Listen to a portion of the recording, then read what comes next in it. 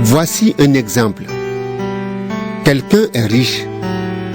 Il voit un frère ou une sœur qui est dans le besoin et il ferme son cœur. Est-ce qu'on peut dire qu'il aime Dieu?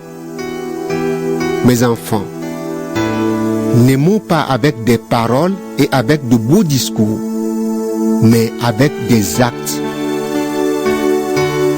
Ces actes montrent que notre amour est vrai. Par là, nous saurons que nous appartenons à la vérité. Et devant Dieu, nous rendrons la paix à notre cœur. En effet, si notre cœur nous accuse, nous le savons, Dieu est plus grand que notre cœur et il connaît tout. Amis très chers, si notre cœur ne nous accuse pas, nous sommes pleins de confiance devant Dieu et nous recevons de lui tout ce que nous demandons. Pourquoi? Parce que nous obéissons à ses commandements et nous faisons ce qui lui plaît. Voici ce que Dieu commande. Nous devons croire au nom de son Fils Jésus-Christ et nous aimer les uns les autres comme le Christ l'a commandé. Celui qui obéit au commandement de Dieu, il vit en Dieu et Dieu vit en lui. Oui, Dieu vit en nous à cause de l'Esprit Saint qu'il nous a donné. Jean, chapitre 4. Amis très chers, ne croyez pas tous ceux qui disent « Nous avons l'Esprit Saint ». Mais examinez-les avec attention pour savoir si ces gens ont vraiment l'Esprit de Dieu. En effet, beaucoup de faux prophètes sont venus dans le monde. Voici comment vous reconnaissez l'Esprit de Dieu. Tous ceux qui affirment Jésus-Christ est vraiment devenu un être humain, ceux-là appartiennent à Dieu. Mais ceux qui ne veulent pas affirmer cela n'appartiennent pas à Dieu. Ils appartiennent à l'ennemi du Christ.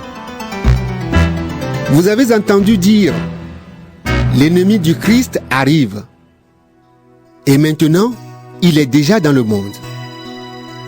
Vous, mes enfants, vous appartenez à Dieu et vous avez vaincu les faux prophètes. Voici pourquoi. L'Esprit de Dieu qui est en vous est plus puissant que l'ennemi du Christ qui est dans le monde. Les faux prophètes, eux, ils appartiennent au monde.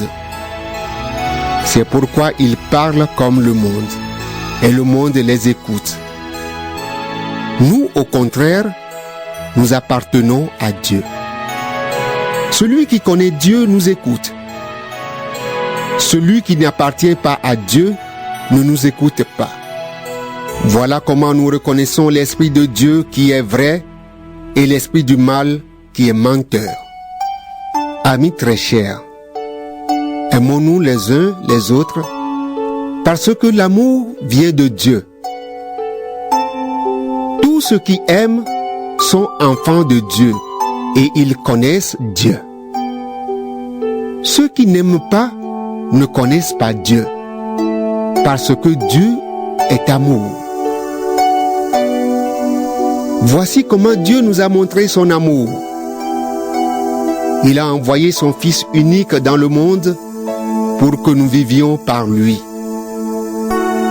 Alors l'amour, qu'est-ce que c'est? Ce n'est pas nous qui avons aimé Dieu, c'est lui qui nous a aimés. Il nous a tellement aimés qu'il a envoyé son Fils. Celui-ci s'est offert en sacrifice pour nous. C'est pourquoi Dieu pardonne nos péchés. Amis très chers,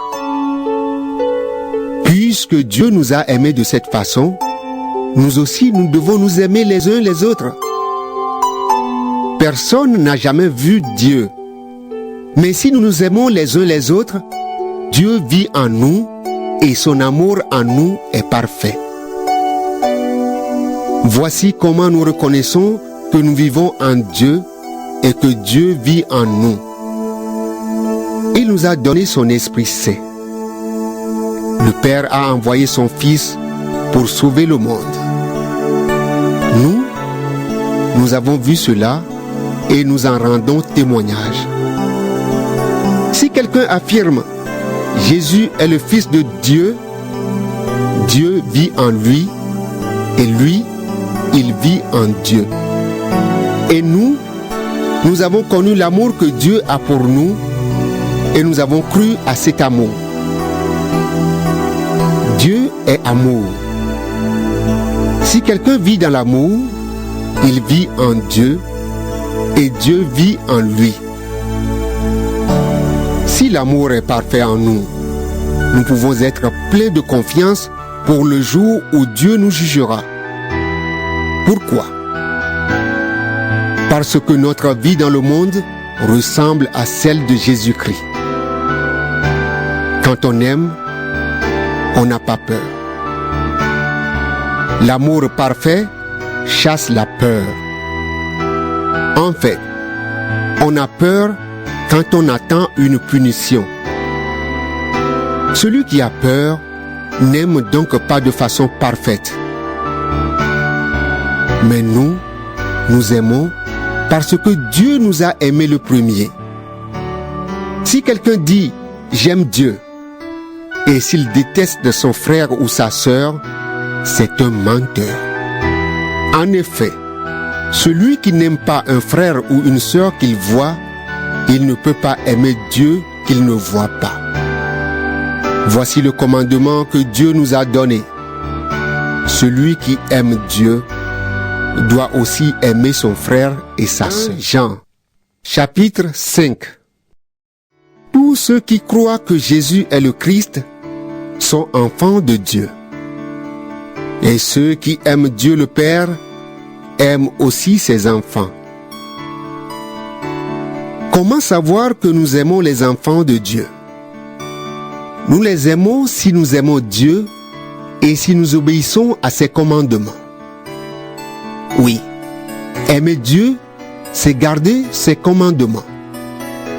Et ces commandements ne sont pas difficiles, parce que tous ceux qui sont enfants de Dieu peuvent vaincre le monde.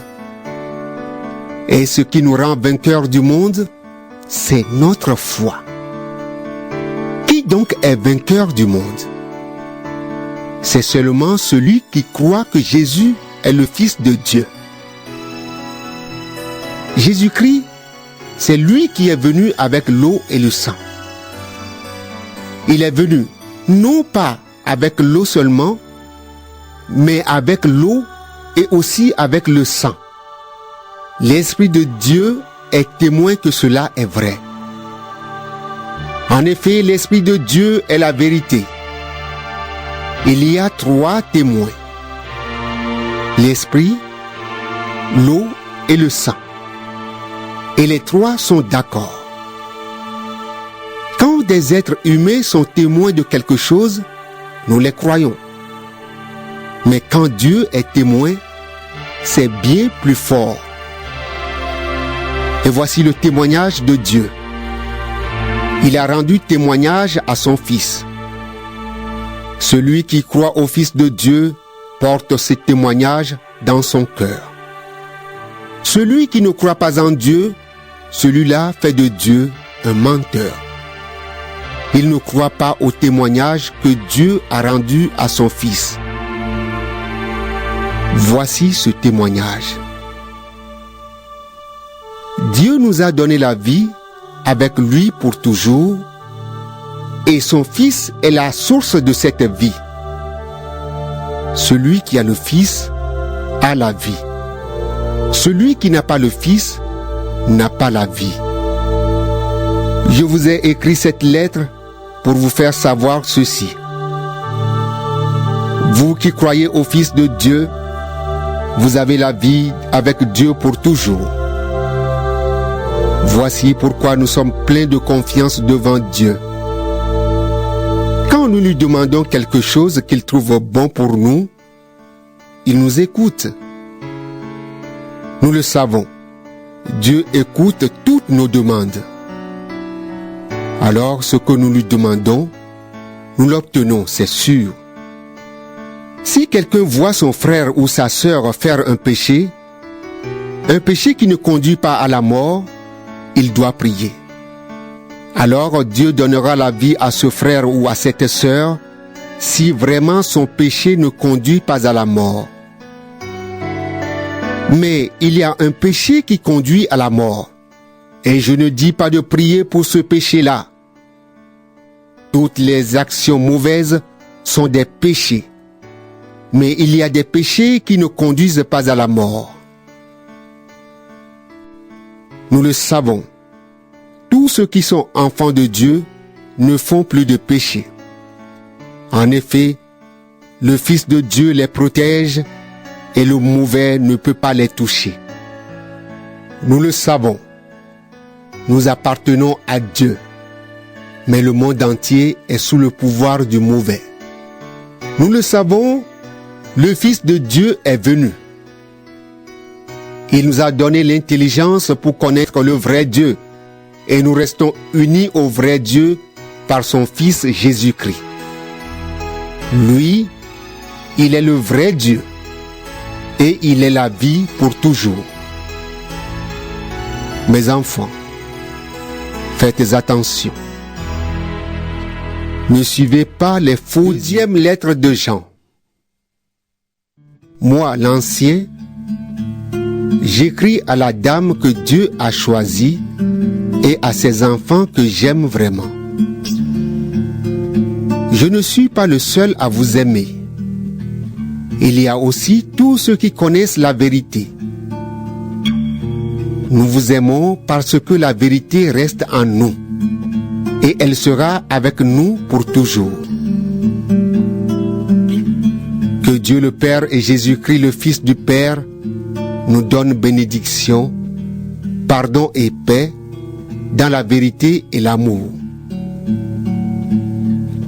J'ai été très heureux de trouver que certains de tes enfants vivent dans la vérité comme le Père nous l'a commandé.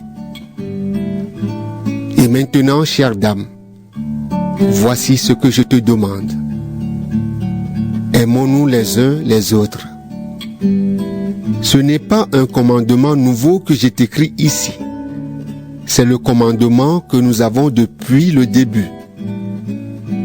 Aimer, c'est vivre selon les commandements de Dieu. Et voici le commandement que vous avez entendu depuis le début. Vivez dans l'amour. Beaucoup de menteurs sont allés partout dans le monde.